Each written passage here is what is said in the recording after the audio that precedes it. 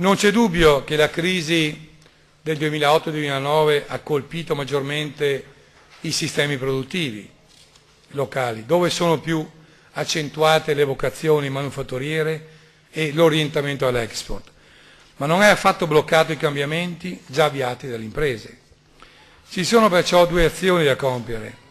Primo, monitorare lo sviluppo congiunturale della crisi e contenere con tutti i mezzi possibili gli effetti deleteri sull'occupazione. Seconda azione, altrettanto importante, è interrogarsi su quanto il nostro sistema economico sia allenato al cambiamento, pronto insomma ad essere già nel futuro. Le leve per accelerare la ripresa del ciclo economico e dell'occupazione sono note e penso alle agevolazioni fiscali per l'innovazione, per le aggregazioni, alla crescita dimensionale, anche facendo ricorso al fondo per le PMI, di recente lasciato dal Ministero dell'Economia, dalle riapertura dei circuiti del credito, al di là del pericolo rappresentato da Basilea 3. Su questo fronte le Camere di Commercio ha già prontamente intervenuta assieme alle banche. Penso infine a quel che potremmo fare su base locale con la Commissione provinciale del lavoro allargata, una volta compreso meglio attraverso i dati di Veneto Lavoro, dei possibili percorsi di sostegno alla rioccupazione per chi è trovato in difficoltà. E qui penso alla provincia di Treviso come istituzione, ma penso anche a tutti quei che hanno la responsabilità di governance delle istituzioni e del mondo locale. Abbiamo esaminato l'attuale congiuntura di molti modi di vista, ma in questa giornata appunto dell'economia propongo di guardare al futuro consultando un ideale atlante trevigiano delle imprese eccellenti che spesso sfuggono al dato statistico e ai riflettori dei mass media. Eppure rappresentano le tracce di un futuro che è già presente con 3 scenari. Quello dell'autenticità, che include i prodotti della tipicità, della tradizione artigiana, della manifattura creativa e del design. Penso a quello della conoscenza, cioè imprese che vendono servizi e tecnologie, a quello della qualità sociale, fra i quali i servizi per la salute, la cultura, l'ambiente e l'ospitalità. Richiamerò alcuni esempi di quello che sta avvenendo nella nostra provincia, ovviamente senza citare i nomi di imprese. Partiamo dal mondo del design, sul quale abbiamo sempre molto creduto con i nostri investimenti nella formazione universitaria.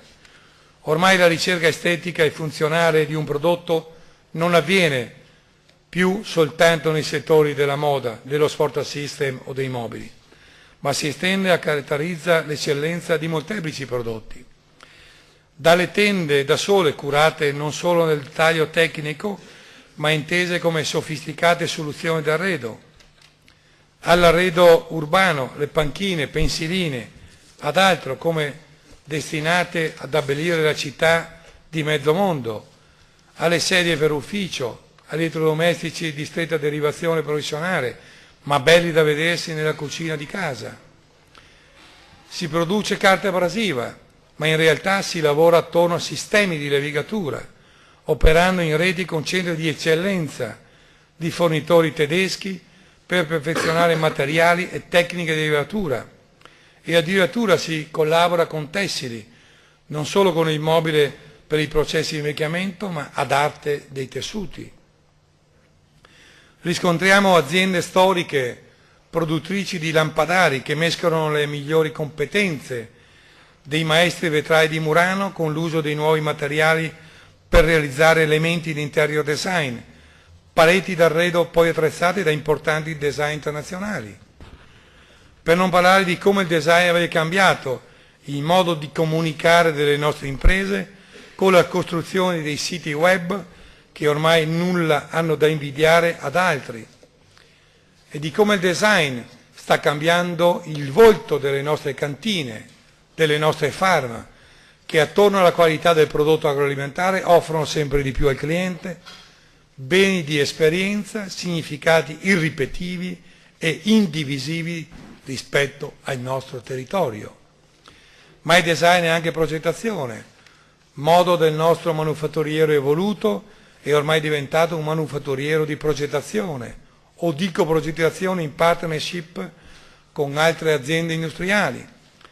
Ecco allora aziende di stampi che diventano veri e propri specialisti di prodotti sui più disparati campi, dalla calzatura alla coglieria, ai caschi per moto, ai sedili per auto sportive, alle superfici in vetroresina sempre più per le auto. Nel settore dei macchinari troviamo tante eccellenze che sono più fotografate anche dalla banca dati dell'ONU sul commercio estero. Risulta che l'Italia è posizionata ai primissimi posti nel mondo per vendita all'estero proprio di macchinari che hanno origine nella nostra provincia. Analogo processo lo si può constatare nell'automazione, cancelli, abbiamo aziende leader nell'home automation e per l'automazione dei parcheggi. Nostre aziende produttrici di chiavi e duplicatori di antichissima tradizione manufatturiera sono diventate specialiste di sicurezza al punto di interagire con le case automobilistiche per il transporter e addirittura con Scotland Yard. Oppure aziende che stanno ufficialmente nella filiera tessile ma producono sistemi laser per i ricami e correlate ai software. Non produciamo telefonini, ma non produciamo neanche computer, però produciamo macchinari per il taglio del silicio che finisce nei telefonini oltre che nei pannelli solari. In tema di ICT vendiamo tecnologia elettronica per la diagnostica delle auto, via satellitare. Facciamo anche lavatrici industriali assistite da diagnostica elettronica. Questo è il nostro manufatturiero che è già nel futuro, anzi crea il futuro. E non ci mancano realtà terziarie che hanno affiancato i colossi dell'elettronica e della telefonia per contribuire a realizzare le più recenti applicazioni multimediali di cui poi hanno parlato la stampa, anche quella non specializzata. Accanto a questa realtà non dobbiamo trascurare che ci sono piccoli laboratori artigiani che sono diventati specialisti nel campo di controllo qualità tramite divisioni artificiali e che nel fare ciò praticano i classici trizzi abituali. Ciò praticamente i metodi sistematici di risoluzione dei problemi che sono parte del quotidiano in colossi come Siemens e Samsung. Il tutto per dire che il nostro fare fabbrica in realtà da essi si sta riposizionando su un piano più alto e complesso, sulla gestione e soluzione dei problemi connessi al fabbricare bene, sul dominio delle tecnologie che servono per innovare, migliorare la qualità e produrre con efficienza. Similmente troviamo casi in cui a partire dal controllo e qualità del latte si diventa leader assoluti in Europa per prove di laboratorio food e non food, al punto da attivare laureati in materie scientifiche anche da Bologna e da Milano.